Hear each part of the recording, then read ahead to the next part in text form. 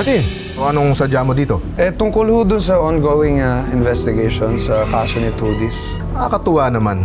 Iruin mo, pareho pa kayo ni Migs na tumutulong dito sa bata.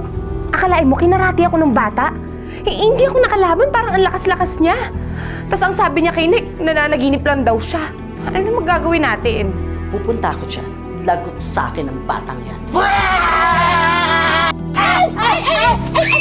Migs, siya nga pala. Dumating dito si Martin. Talaga ho? Oo, katunayan nga, may iniwan siya ritong tseke.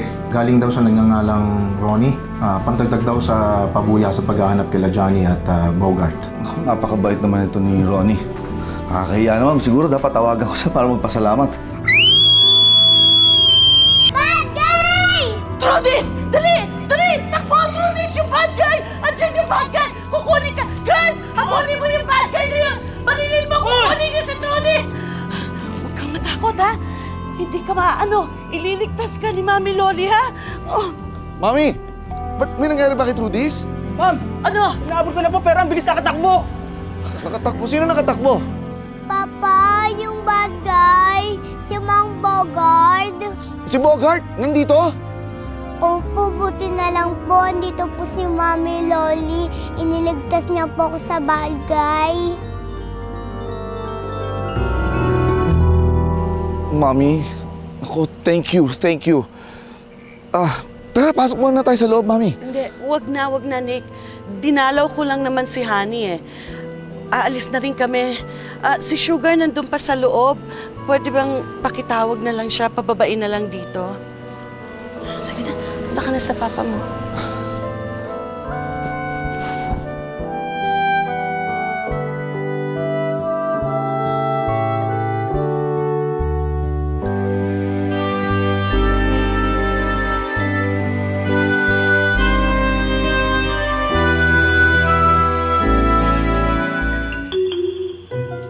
Nando! Nando! Hoy! Oy, Bogart. Ano nangyari sa'yo? Ba't parang umaangos ka? Walang hiya talaga yung madam na yan. Bakit? Hindi ka ba binigyan ng pera? Biniligtad ako. Tapos, pinuhuli ako sa mga gwardya. Ang pinalabas niya, siya pa ang bida! Mabuti lang nakatakbo ako. Hindi ako nahabol ng mga gwardyang yun. Lang yung madam na yan, ha? Naisahan ka? Namumuro na sa akin yung babae niya. Alam mo, kabado na ako. Buti kaya, tigilan natin to. Kapagkasundo na lang tayo kay madam.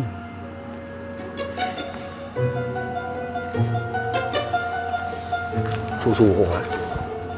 Tanga ka ba? Hindi akong tipo ng tao na basta-basang napapahuli ng buhay. At wag na wag mong matangkang sumuko. Pati ako, malalagay sa peligro. Tandaan mo yan!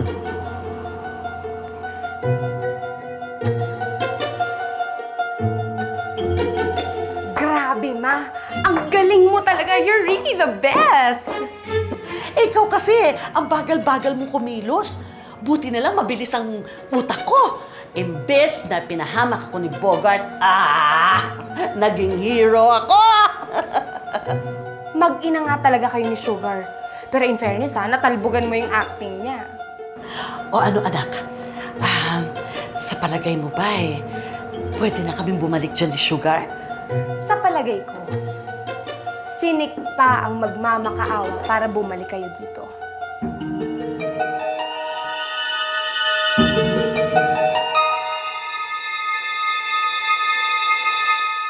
Hindi talaga ako makapaniwala na nakapasok na naman dito si Bogart, ha? Huwag po kayong mag-alala. Montikan ka na kanina. Tsaka, hindi mo pwede sabihin na huwag ako mag-alala. Lagi akong nag-aalala sa'yo. Okay lang naman po ako eh. Andyan naman po yung guard. Tsaka pag umaalis po ako, kasama ko po si Kuya Mix. Pero anak, kulang pa rin eh. Tignan mo, paano kung nakuha ka kanina? Andyan naman po si Mama Loli. Iniligtas niya po ako sa bad guy. Oo nga. Bakit po sila wala dito? Kasi ayaw ni Papa Nick mong andito si na Mama Loli mo. Ang pakiramdam niya kasi, dahil ka na Mama Loli, napapahama ka. Siya nga po nagligtas sa akin eh. Pabalikin niyo na po sila dito. Sige na po. Please.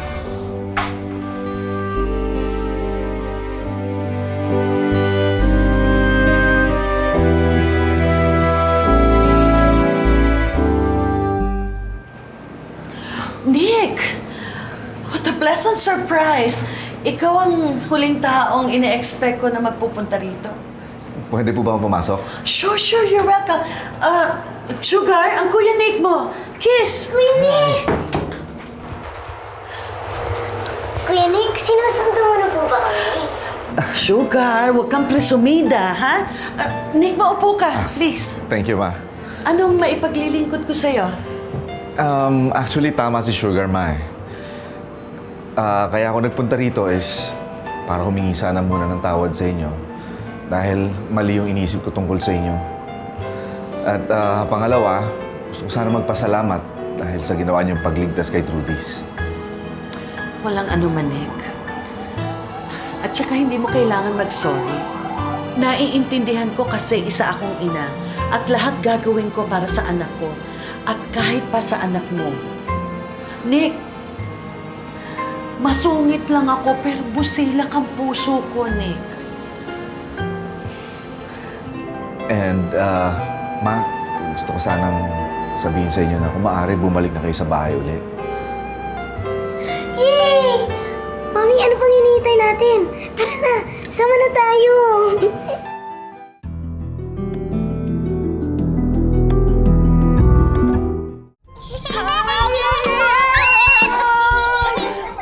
Thank you! Welcome! Masaya na ulit tayo kasi buo ng pamilya.